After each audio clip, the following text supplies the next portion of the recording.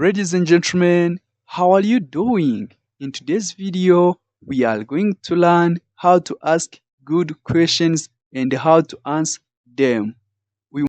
Ibibazo byo muri simple past uyu munsi nibyo tugiye kwibandaho, uko wabaza ibibazo neza nuko wabisubiza neza.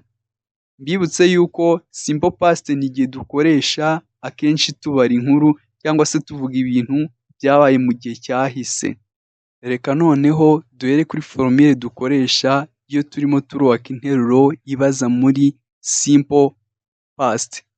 Iyo turimo turubaka interuro ibaza dufata did tugateranyaho subject tugateranyaho verb. Noneho aho ngaho tuba tumaze kubona interuro yacu ibaza. Iyo ushaka wongeraho icyuzuzo kugira ngo interuro ibe ndende. Reka dushyire formule yacu mu bikorwa. Dufate did duteranyeho subject. Subject mbibutse ko ni insimburazina arizo I, you, he, she, it, we, they. Dufate did duteranyeho subject I ngiyi duteranyeho verb to study. Noneho tukibuka yuko interuro yose ibaza ihegwa n'akabazo. Hasigaye dusome did I study, nize, did you study, wize, did he study, yize, did it study, cyize, did we study, twize, did they study, bize, ndetse n'izindi vocabulaire zose cyangwa se izindi nshinga zisigaye. Ni gutya twubaka interuro ibaza muri simple past. Mbibutse yuko ufata did ugateranyaho subject ugateranyaho verb, gusa ntiwibagirwe yuko interuro yose ibaza irangwa n'akabazo. Buri gihe cyose ihegwa n'akabazo. Did she visit Rwanda? Did she visit Rwanda? Yasuye u Rwanda? Yes, she visited Rwanda. Yes, she visited Rwanda. Yego, yasuye u Rwanda. Did he eat rice? Did he eat rice? Yariye umuceri? Yes, he ate rice. Yes, he ate rice. Yego, yariye umuceri. Do you go to school? Did you go to school? Did you go to school? Wagiye ku ishuri? Yes, I went to school. Yes, I went to school. Yego, nagiye ku ishuri. Did they play football? Did they play football? Bakinnye umupira? Yes, they played football. They played football. Yego, bakinnye umupira. Did we finish the work? Did we finish the work? Twasoje akazi? Yes, we finished the work. Yes, we finished the work. Yego, twasoje akazi. Did I pass the exam? Did I pass the exam? Natsinze ikizamini? Yes, you passed the exam. You passed the exam. Yego, watsinze ikizami. Did she call you? Did she call you? Yaguhamagaye? Yes, she called me.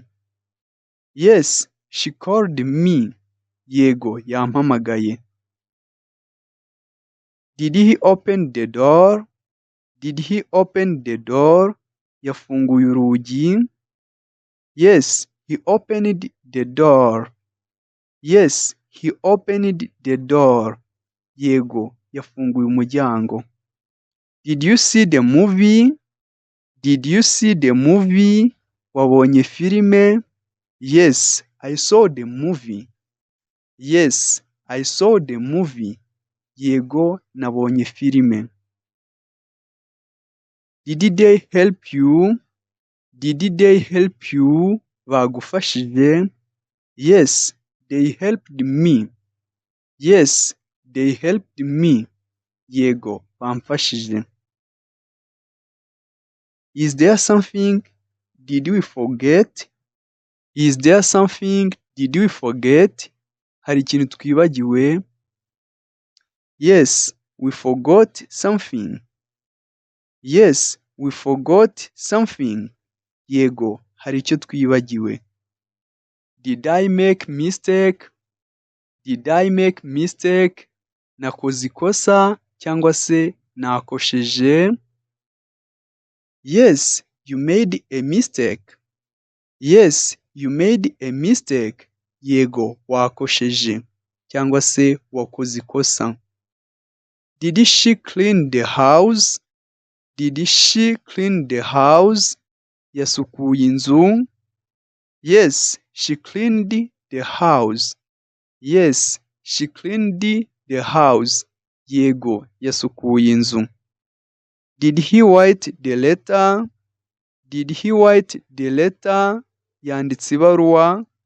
Yes, he wrote a letter. He wrote the letter. He wrote the letter. Yanditse ibaruwa. Did you understand the lesson? Did you understand the lesson? Wumvishe isomo? Yes, I understood the lesson.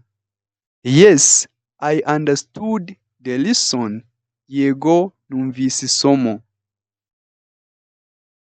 Did they come yesterday? Did they come yesterday? Ejo baraje? Ejo hahise. Ejo hahise baraje? Yes, they came yesterday. Yes, they came yesterday. Yego, ejo hahise baraje. Did we meet him last week? Did we meet him last week? Twahuye nawe icyumweru cyahise. Yes, we met him last week. We met him last week. Yego, twahuye nawe icyumweru cyahise. Did I tell the truth? Did I tell the truth? Navuze ukuri? Yes, you told the truth. Yes, you told the truth. Yego, wavuze ukuri. Did she sing a song? Yaririmbye indirimbo?